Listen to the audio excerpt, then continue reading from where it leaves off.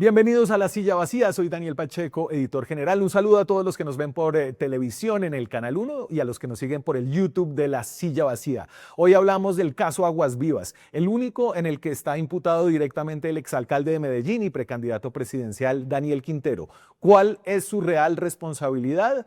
Antes de empezar, les quiero pedir una ayuda. Apoyen el periodismo de La Silla Vacía. Lo pueden hacer donando en este código QR o en nuestra página web. Sus aportes ayudan a que podamos seguir haciendo este periodismo que hacemos acá. Hoy estamos desde la redacción. Edison Henao cubre el poder en Antioquia, también la campaña de la derecha, y es la persona que ha estado detrás del caso de Aguas Vivas de Daniel Quintero desde Medellín. ¿Qué más, Edison? Hola Daniel, ¿cómo estás? Muy bien, muy bien. ¿Tú, qué tal? Estuviste casi 2 semanas entendiendo este caso, que es un caso súper importante porque, a ver, el exalcalde de Medellín, Daniel Quintero, tiene cerca de 40 exfuncionarios y contratistas imputados en varios casos de presunta corrupción, según la Fiscalía, pero en el de Aguas Vivas, un lote del que vamos a hablar en este programa, es en el único caso en el que él está imputado en persona, ¿cierto? Sí, de acuerdo. Es el único y es un caso por el que la fiscalía lo quiere llevar a juicio. Entonces, digamos que por eso es tan sonado. Es un caso, digamos que bien enredado y por eso nos gastamos las 2 semanas tratando de entenderlo. Sí, señor, es importante entenderlo por el rol que ha tenido Quintero como precandidato presidencial y porque lo involucra penalmente en persona y porque es un caso, según él, con el que además ha podido conseguir votos. Esto nos dijo en esta entrevista. Yo me he atrevido a ir más lejos. La fiscal dice ¿Pero usted tiene miedo que lo metan preso durante las elecciones? cero, al revés. Este es un proceso que entre más público lo hagamos, más votos me va a dar. Entonces, ahí está el exalcalde de Medellín. La nota que publicamos la titulamos de esta manera, Edison, como para darle a la gente un poco a dónde llegamos, cuál es la conclusión a la que llegamos. Léela tú. Sí, Aguas Vivas, la alcaldía Quintero sí se alineó con privados, pero el delito es esquivo. Digamos que el caso es Aguas Vivas, lo que concluimos luego de este tiempo es que la alcaldía se alineó con privados, pero no somos la justicia para determinar si podemos ir más allá, y que es un caso urbanístico de normas muy técnicas y de caminos varios en los que probar el delito para la fiscalía será un reto y una tarea importante. Entonces tú hablaste con cerca de una docena de los protagonistas de este caso, te leíste la acusación, miraste todos los documentos del caso Aguas Vivas y llegamos como a la conclusión de que él, un poco a diferencia de cómo se vende en campaña como este candidato que quiere resetear la política para acabar los privilegios de los poderosos, durante su alcaldía al menos trabajó a favor o se alineó con estos grandes poderosos de un lote valiosísimo, ¿cierto?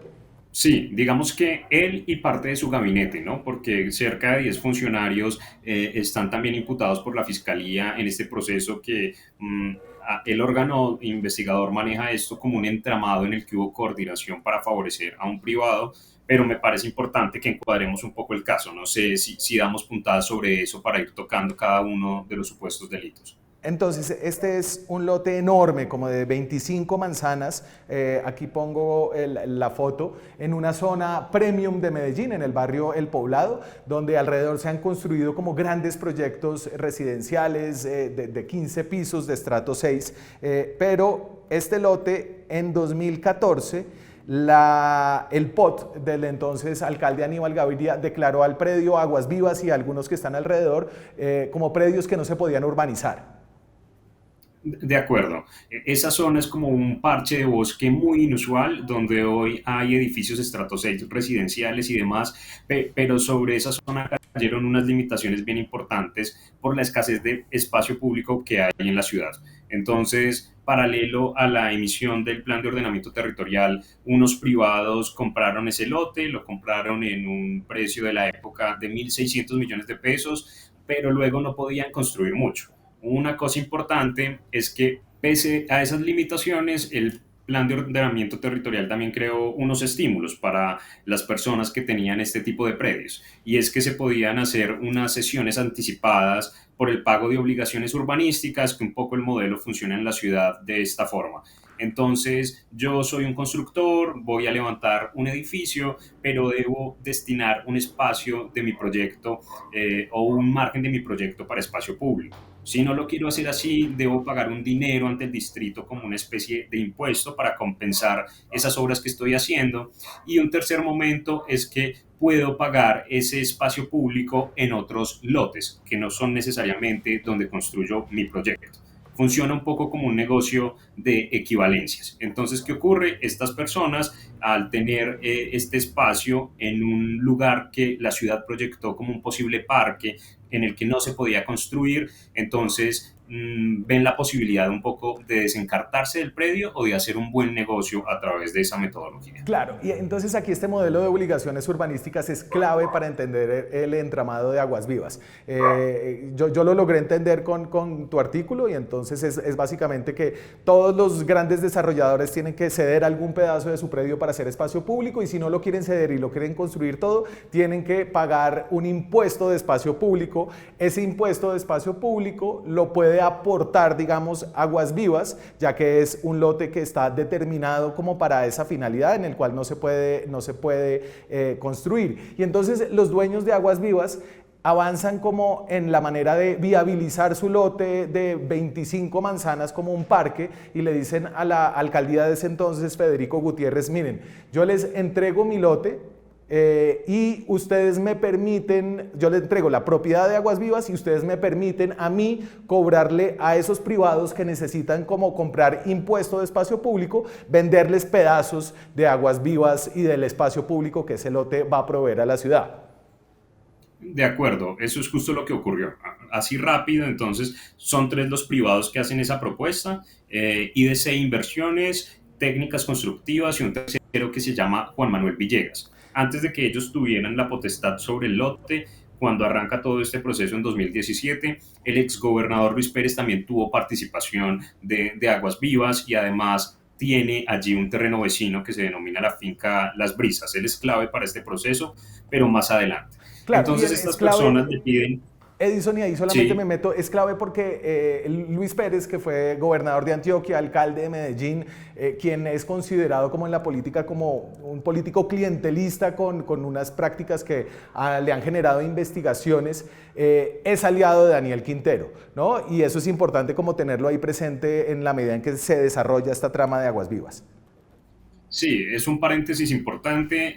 Luis Pérez ha dicho que son amigos desde hace mucho rato, desde que Quintero inició su carrera política lanzándose al Consejo, y Quintero no lo ha negado, y en su administración en Medellín, más de 40 funcionarios que habían trabajado con Luis Pérez también tuvieron contratos y campo. Entonces, Sí. antes de volver a eso, como te decía, estas personas le ofrecen a la alcaldía de Federico Gutiérrez cederles el terreno, pero bajo un modelo particular, y es este como a futuro. Digamos que no era tan usual en la ciudad, tan típico, sino como yo, cuando ya tengo mi obligación urbanística generada, miro cómo resuelvo el tema. Pero ellos lo que le estaban proponiendo a esa alcaldía era: le cedo anticipadamente mi terreno para que en el futuro otros constructores paguen sus impuestos con mi terreno, pero me pagan el dinero a mí. Entonces Claro. se hace la cesión, Y eso eso, tiene un trámite. Sí, Edison, y eso multiplica el valor del lote. El lote que se había comprado en 1.000 y pico millones de pesos, cuando calculan, digamos, cuánto espacio público tiene ese lote para venderle a esos privados, llegan a la conclusión de que podrían recobrar en el futuro, haciendo su tarea, cerca de 44.000 millones de pesos. correcto.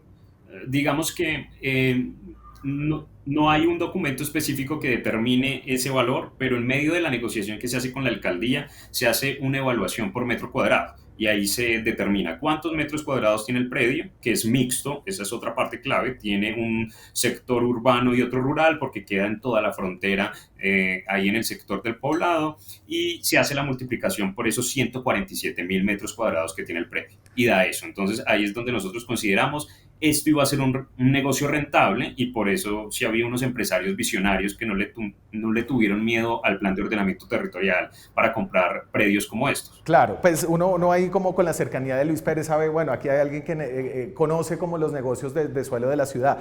Con Federico Gutiérrez llegan como a dejar esto acordado casi al final final de esa alcaldía, ¿no? Y los privados quedan con una obligación, que es básicamente hacer una inversión de cerca de 3.000 millones de pesos para volver Aguas Vivas,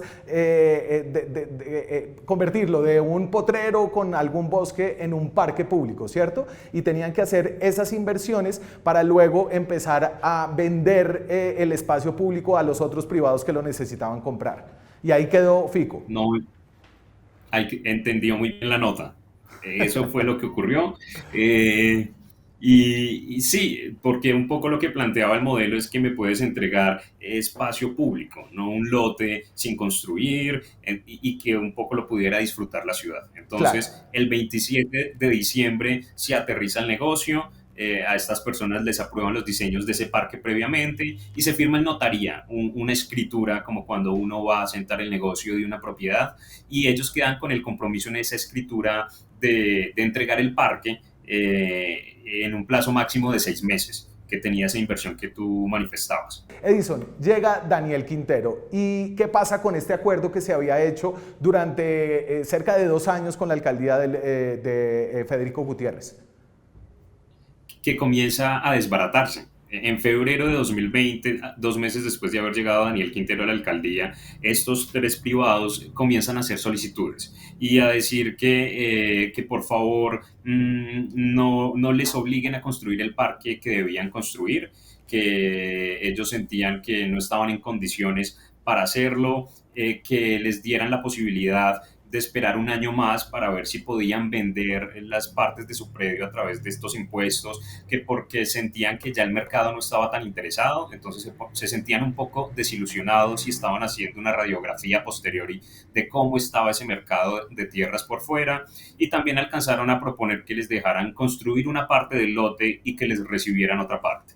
Entonces, en últimas, Esto, lo que ellos empiezan a pedir es una modificación de ese contrato madre. Eso es y, como lo que ellos empiezan a pedir. y es que aquí es donde veo que se rompe un poco el modelo virtuoso de las obligaciones urbanísticas y de lo que representaba ese modelo en el caso Aguas Vivas, que es que la alcaldía recibe un parque hecho que no se tiene que gastar ni un peso para tener una propiedad de 25 manzanas en el poblado, que le dejan los privados además ya desarrollado como parque, y ellos se logran repagar como de estos impuestos que tienen que pagar los otros constructores en un mercado donde ellos mismos tienen que conseguir la plata, ¿no? Entonces veo como un gana-gana ahí claro, pero en este caso los privados empiezan a deshacer ese negocio. ¿Y la administración de Daniel Quintero qué postura toma?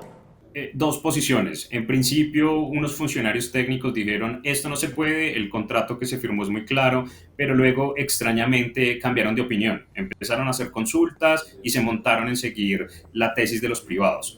Luego abrieron las puertas para una conciliación y llegaron al punto de intentar pagarles 40.000 millones de pesos por el lote en esa conciliación.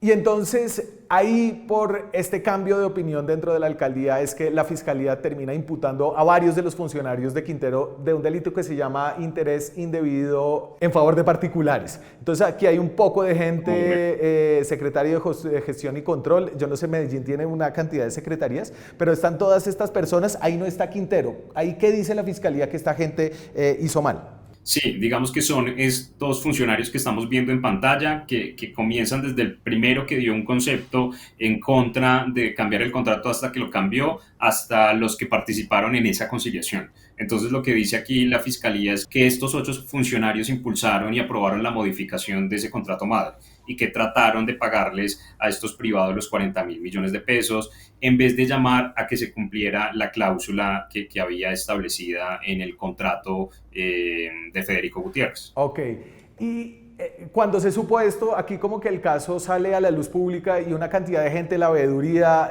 todos por Medellín, muy cercana como al sector empresarial con el que Quintero tenía una pelea muy difícil durante su alcaldía. El colombiano empezó a investigar y ahí todo empieza como a escalar a conceptos ante las autoridades judiciales como en términos administrativos, ¿cierto?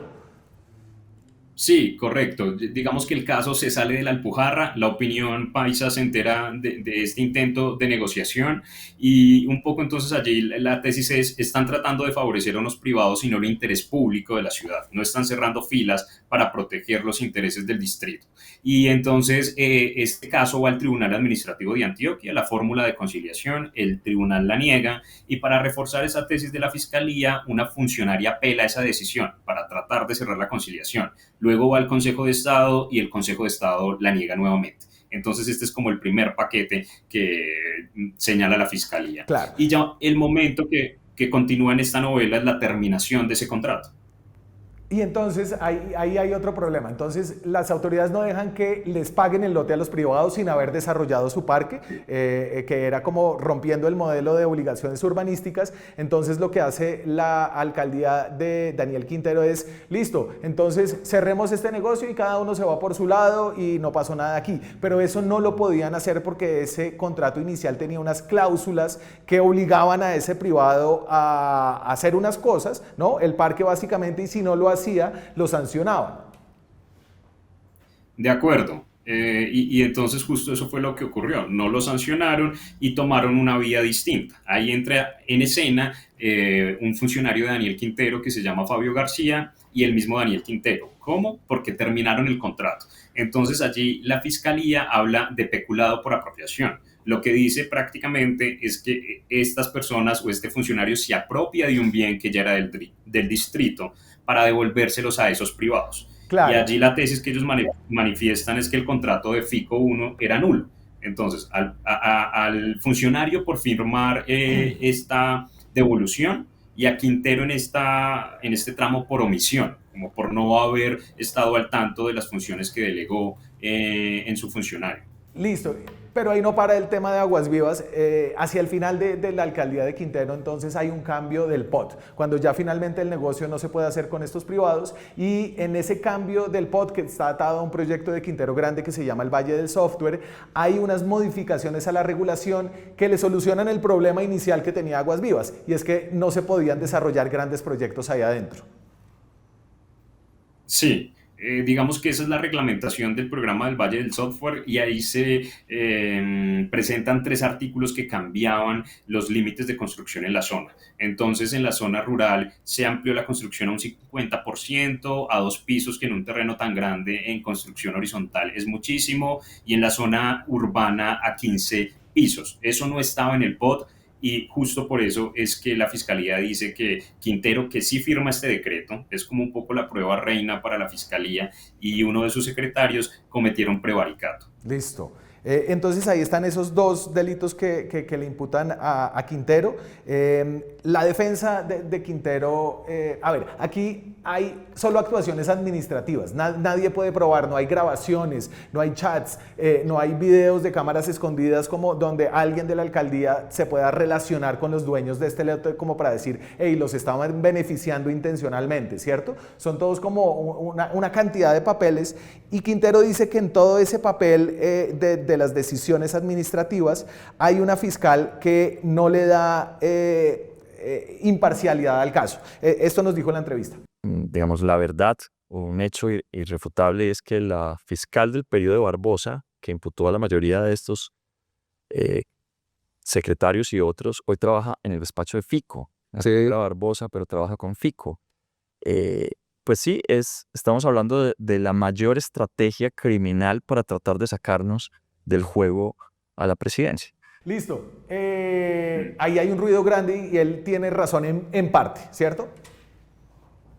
Sí, digamos que ahí hay un ruido de legitimidad al proceso, de cara a la opinión más que todo, y lo que ocurre es que él se refiere allí no a la fiscal que lo imputa, sino a la directora seccional de fiscalías, aquí en Medellín, cuando comienza el proceso. Y un poco el matiz es que efectivamente esa directora hoy trabaja en la alcaldía de Federico Gutiérrez, pero ella llegó 7 meses después a su cargo, de que la denuncia aterrizara en la fiscalía. Entonces no estuvo en ese arranque de la investigación. Y también se fue 10 meses antes de que a Quintero lo imputaran en abril de este año.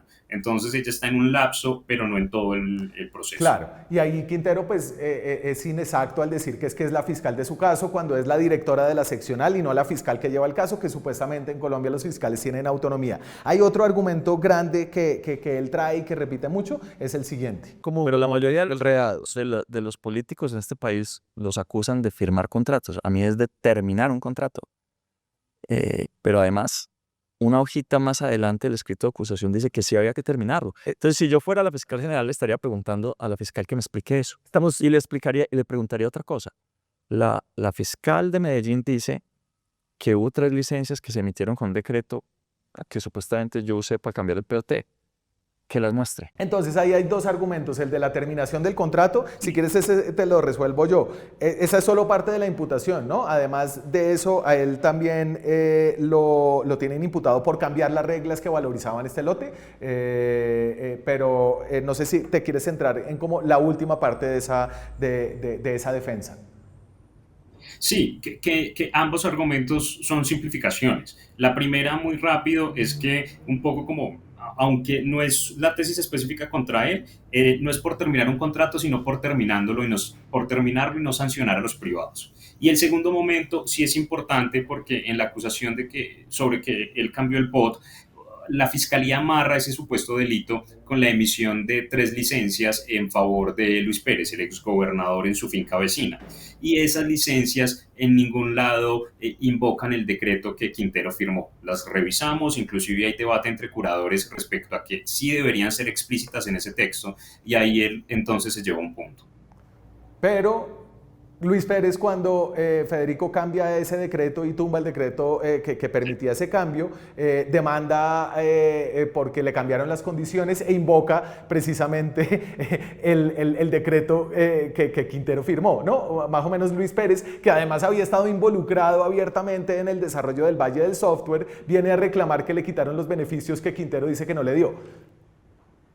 De acuerdo, y es un poco entonces como para la fiscalía toma cuerpo esta tesis de un entramado, porque sí, el señor Luis Pérez luego llega a alegar por unos derechos que ese decreto le había dado cuando Federico Gutiérrez, que regresa a la alcaldía, emite un decreto para tumbar esa modificación del POT. Entonces, un poco como que eso es muy contradictorio, pero sí demostraría por lo menos que el decreto de Quintero logró crear confusión en los particulares y que algunos particulares se creyeron que adquirieron derechos luego de ese decreto. Entonces, resumo la película, es que Quintero actuó alineado a los intereses de esos privados, no como el candidato presidencial que quiere resetear la política y pelear con el establecimiento. Sin embargo, el caso penal está lleno de aristas y probar los delitos pues va a ser difícil, pero para eso es el proceso de juicio, no hay una prueba reina de entrada. Entonces va a ser un caso muy complejo que no se va a resolver en este ciclo electoral. Edison Henao cubre la política desde Antioquia. Edison, un gusto hablar contigo hoy. Igualmente, Pacheco. Volvemos a charlar el 21 de noviembre a ver qué ocurre con esto. Muchas gracias por ver este video, muchas gracias por suscribirse a este canal y muchas gracias si deciden apoyarnos en nuestra campaña anual de donaciones. Todas las donaciones llegan a la Fundación de la Silla Vacía, que es una entidad sin ánimo de lucro, y la gran mayoría se van para sostener a los talentosos periodistas que trabajan en esta organización. Necesitamos su ayuda para seguir existiendo como un medio independiente. Nos vemos con más contenido esta semana. Cuídense. En La Silla Vacía sabemos que antes de las elecciones las mentiras aumentan. Para que la desinformación no defina las elecciones de 2026 y podamos seguir aquí ofreciendo la información rigurosa, profunda y confiable, lo invitamos a sumarse a la Sillatón 2025, nuestra campaña anual de donaciones. Entre a lasillavacía.com/donaciones y haga su aporte. Puede donar desde 30.000 pesos. Cada peso cuenta.